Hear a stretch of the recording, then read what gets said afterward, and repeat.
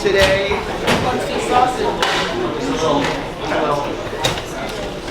Please join me in welcoming the United States Navy Band Northeast Woodwind Quintet.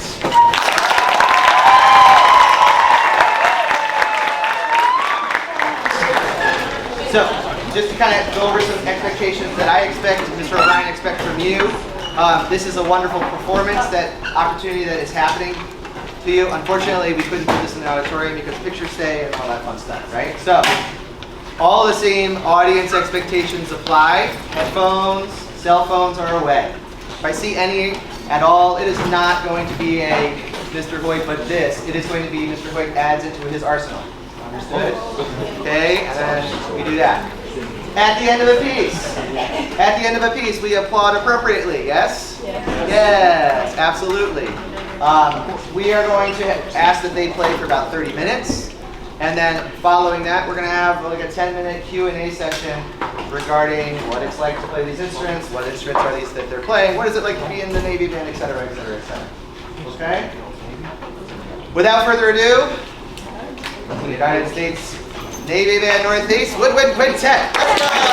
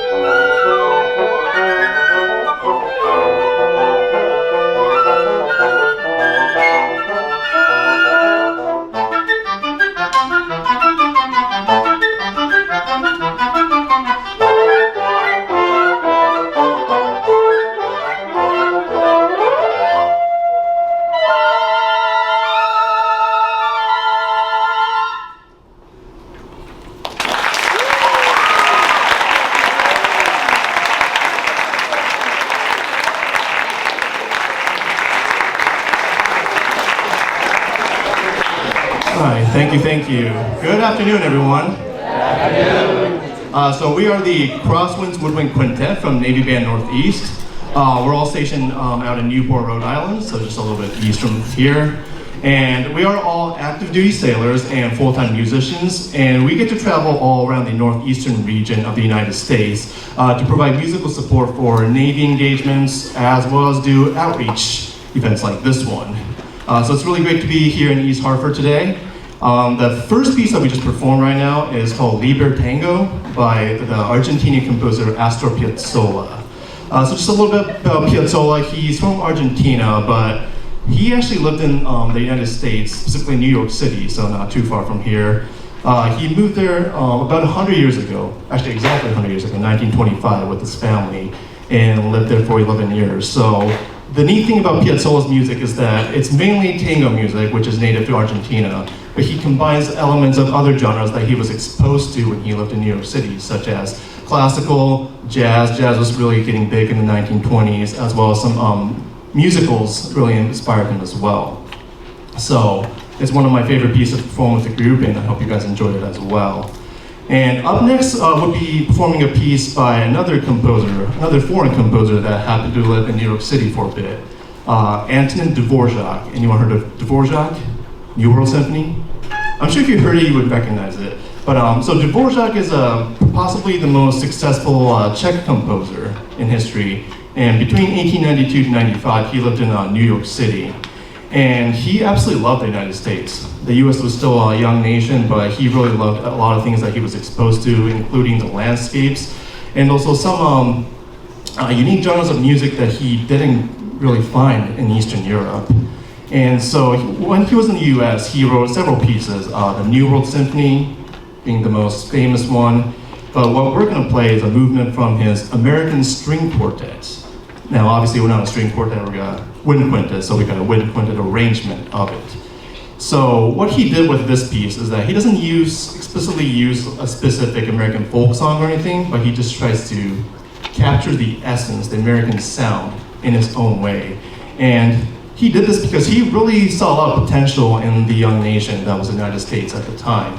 And he really believed that the future of American music lied in African American spirituals, as well as Native American folk songs. So he was really inspired by those two, something he didn't see in the Czech Republic. So with that being said, I hope you guys enjoy the third movement of Dvorak's American String Quartet.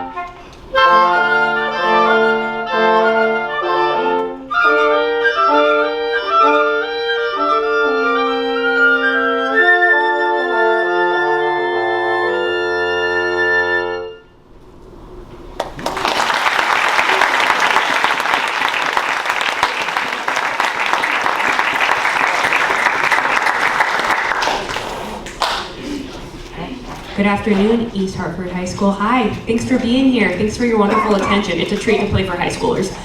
My name's MU2 Maria Mandico. I'm originally from Colorado Springs, Colorado. And are there any freshmen here? Okay, all right. So when I was a freshman, I saw a movie, and this movie changed my world. And the obsession through high school just really got intense. It was Return of the King from the Lord of the Rings trilogy.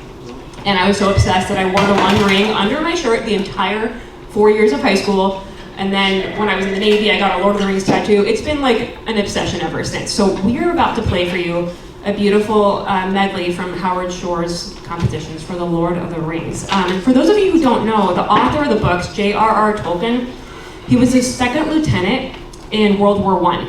He was exposed to some pretty horrific trench warfare, but in the midst of all that and coming out of World War I, he wrote The Lord of the Rings and the entire fantasy realm that encompasses it. He's considered the father of modern fantasy, so a lot of the books that we enjoy today, especially fantasy, dragon realm, they're credited towards Tolkien as being such an influential piece on literature. So we hope you enjoy this little journey towards Middle Earth, and here's The Lord of the Rings.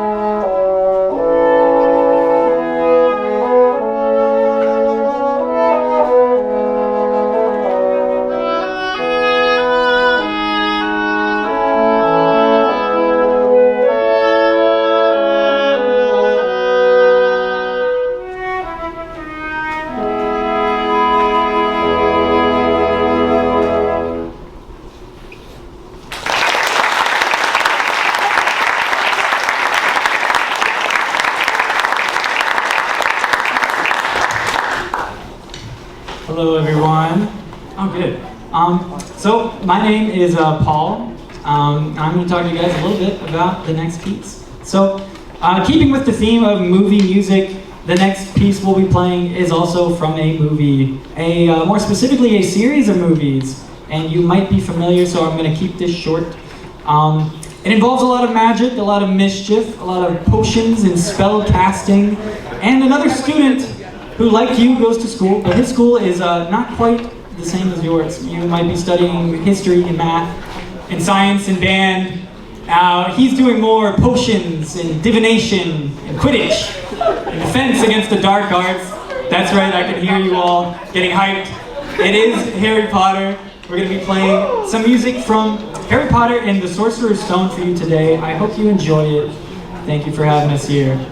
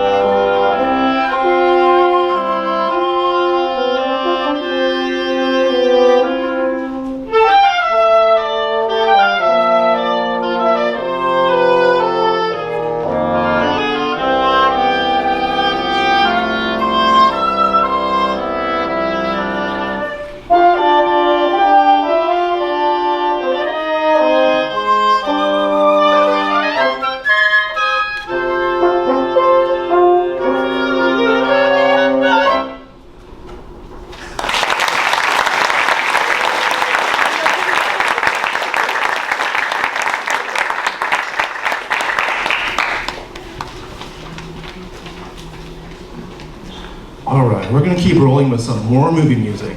Next up, Star Wars.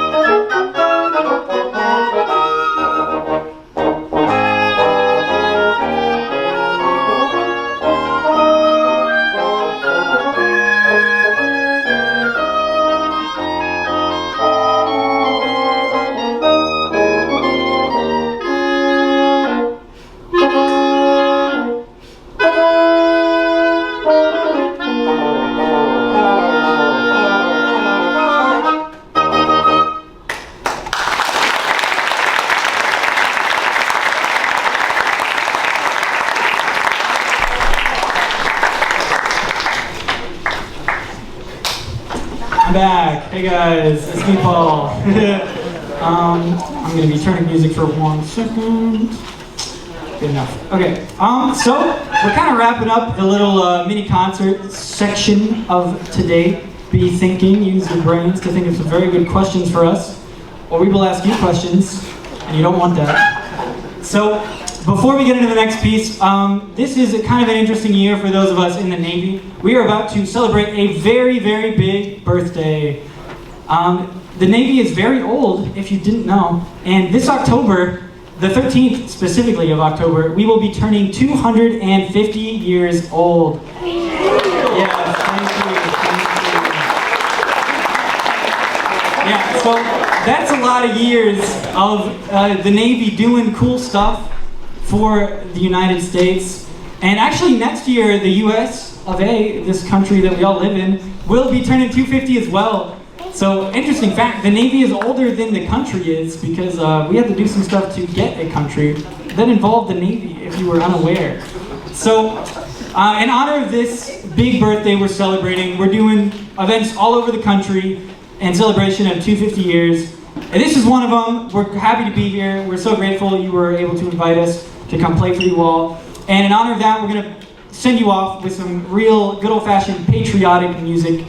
The national march of this country, the March King himself, John Philip Sousa's Stars and Stripes Forever. That's right. I hope you like the piccolo. She's about to be shredding on that thing. Yeah, thanks again for having us. It's been such a blessing. You guys have an awesome program here, and we're really grateful to get to play for you all. Here's Stars and Stripes Forever.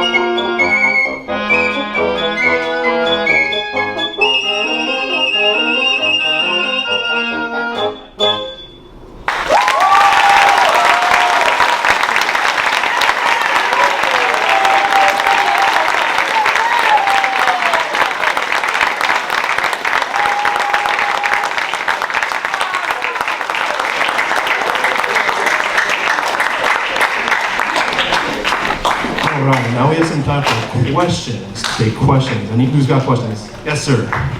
Did you guys sail here? Sorry, can you repeat that one more time? Did you guys sail here, like, in the boat? We did not. Thanks for asking. I mean, we could from Newport if we wanted to. Connecticut, but no, we drove here. Good old-fashioned moped. Yeah. We did. We went to basic training. Oh yeah. Yeah. The full, is it 10 weeks now? 10 weeks. When I went, it was 8 weeks. Yeah, Whole 10 weeks, all the physical requirements, all the testing, the whole thing, the whole shebang with everybody else. It's fine. How do you guys practice breath control and like endurance and building that up? That's a good question.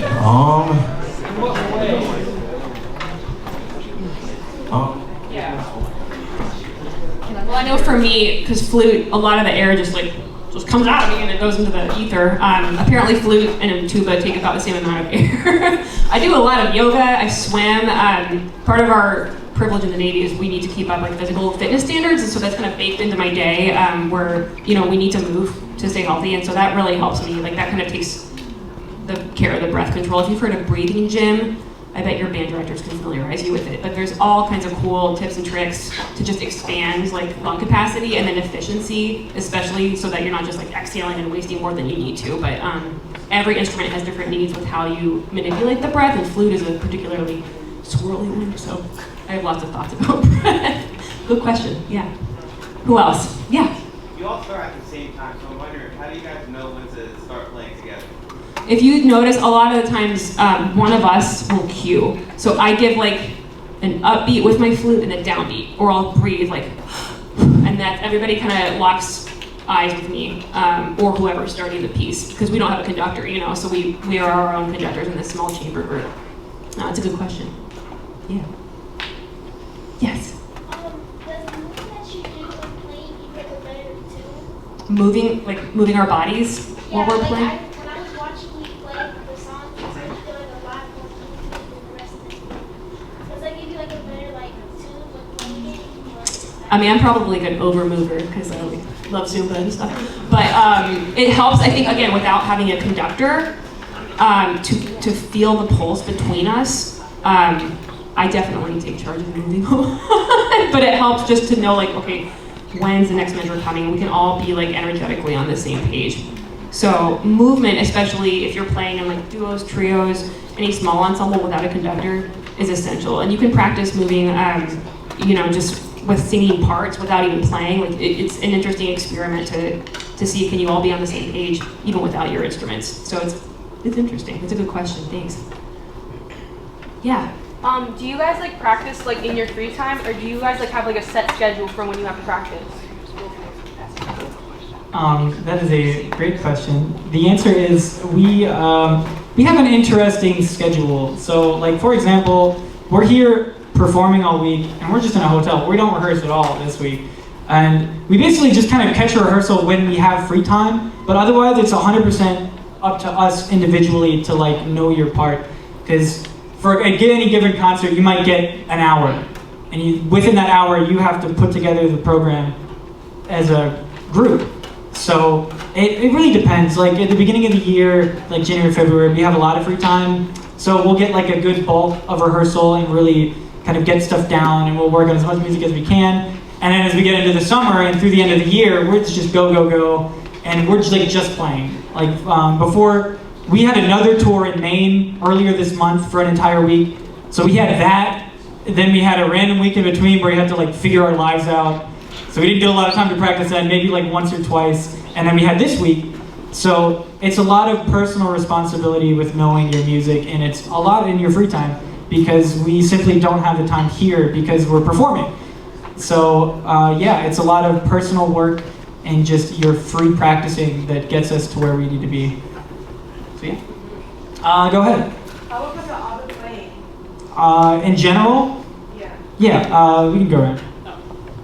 So I started when I was 11, so it's been 24 years of the flute. 6th grade. All right. Hey guys, I started when I was 11 as well, and have now been playing for roughly 16 years. So, yeah. I've been playing for about 22 years. I started the bassoon when I was 14, high school freshman, and I've been playing for about 22 years as well. Hey everyone. I started playing the clarinet when I was in 4th grade. I don't know how old you are in 4th grade, but I figured out it's been 30 years. So 30 years of clarinet playing and 19 years in the Navy.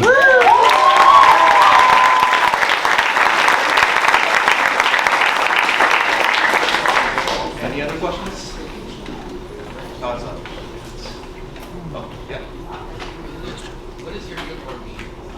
What does the uniform mean? Good question. So this, okay, that's just the eagle. Like here, this is how you can tell what job you have in the Navy. So we have a little loot here. Excuse me, liar. What did I say? Did I say loot? Oh my God. Sorry, liar.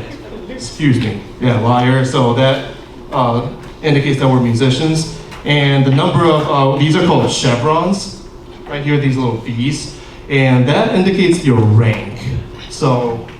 Paul, you can tell Paul has only one. He's still pretty new to the program. He's only been for under 3 years, so it's pretty normal to be that way. And then, so some of us have 2, so we are of a higher rank than Paul, which means higher pay. And then with Amber, you see 3 of them. The highest. Yeah, so she's getting pretty big.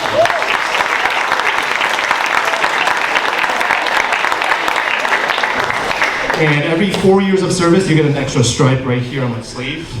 So I've been in for almost 6 years, so that's why I only have 1.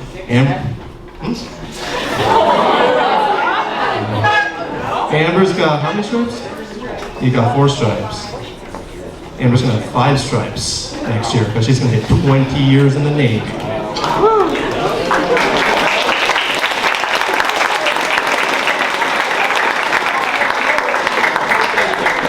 Any other questions? Yes. What made us join the Navy? Great question. So for me personally, after high school, I went on to pursue a music performance degree. And so I got my bachelor's over in Indiana, and then I got my master's. And I was freelancing and taking a bunch of auditions for orchestras and coming up short. And one day I was looking on what's called musicalchairs.com. They post a lot of auditions. Also, Audition Cafe is another one. And there was a posting for Navy fleet bands, and there was specifically a bassoon opening. So I said, you know what, why not? I applied, I auditioned, and the rest is history. Any other stories you guys want to tell? I mean, mine's like the same dude. I didn't think in a million years I would be in the military, but it is an incredible job for a musician. My dad was career Air Force, so I knew kind of what the military was about, but going through boot camp was like the scariest thing I've ever done, and it's been the best job ever, so it was totally worth it. And I finished my master's and was teaching early childhood, like music and movement classes, which was so fun. I wasn't playing a lot, and I just kind of took a leap of faith with the audition and got a yes, so I kind of just jumped and did it, and it's been great. I've been in almost 8 years. Yeah. Anybody else? I don't know how we are doing on time.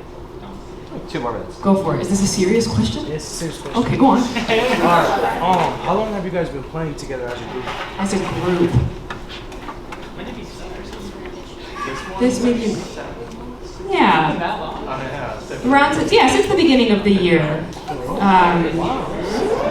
And every day when we are at home in Newport, we'll rehearse in the morning, and then we have a lunch break and we can work out. We get some computer stuff done. We're all self-sufficient in our band. Like I help buy clarinet reeds and stuff, and Paul helps with the scheduling. And yeah, we all have different like little side jobs, but our main role is to be practicing and rehearsing together when we're on the home front. Yeah. Anybody else? Yeah. How do you get into the quintet? How do we get into the quintet specifically? So when I enlisted in the Navy as a musician, I didn't quite know where I was going. My first assignment was Italy, and I was just there, and I played in the larger band. And then because there's multiple groups already in motion, about 6 months later, there's a flutist who left, so I came into the quintet. So it's kind of a personnel thing. Paul's the only oboist at Newport band, so he's going to always be in the quintet, and then I'm the only functioning flutist right now, so maybe next year it'll be the other flutist, but we all just kind of help each other out, and we're assigned mainly to the same group for about 6 to 12 months at a time. Or all the years, like him, the lone oboist. Anything else? Yeah. The Navy as a whole has about 600 musicians. Wow. We in Newport are a band of 30, and we break off into small groups like the Woodwind Quintet. We have a brass band, rock band, brass quintet. So there's 9 fleet bands stationed throughout the world, and then there's 2 in DC. So there's 11 Navy bands total, and then each branch of the military has their own collection of bands. Coast Guard only has one here in Connecticut, actually. Has anyone ever seen the Coast Guard band? They are awesome. Yeah, check them out. They're on the Coast Guard base. The Marine band's good too. There's many. Yeah. Oh, where else have you guys traveled? Where else have we traveled? Here at Navy Band Northeast, we've done all the New England states. This is my first time, I think, at least in Hartford, East Hartford. Philadelphia, Boston. We do New York City at least once a year for Fleet Week and Veterans Day. When I was in Italy, I went to Africa and all throughout Europe, and these two have been stationed in Japan, so they've traveled quite a bit in Asia. Yeah, you can go all over the world, really, depending on how long you stay in.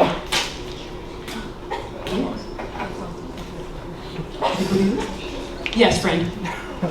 What would you say was your do you know how you say you travel to all these other places? What would you say by far is your favorite place to have gone? To have gone, have traveled. Yeah, For me, I got to go to Rome and I saw the Pope, and that was great. We played for the Pope in November 2021, and that was really special. So that was actually nice. Paul?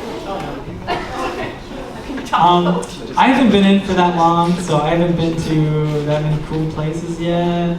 But I like New York City a lot, so that's probably me. We get to play in Times Square and stuff, which is pretty cool. It's pretty cool. We're on national television and stuff, so that's got to be mine. Hopefully more later as I keep going. But yeah, you got a cool one.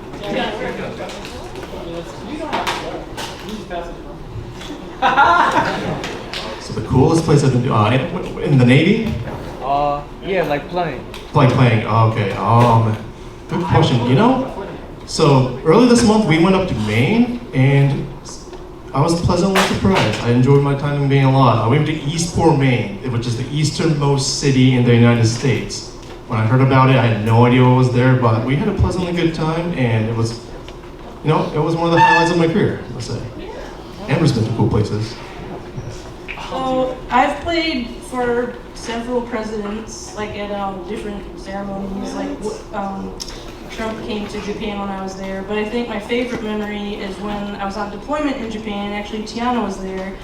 We were in the quintet there, and we went to the Philippines. We went to this kind of orphanage elementary school, and we had a couple of popular songs, we had Despacito and Detention that were really good arrangements for our group, and when we started playing, those kids, they just screamed.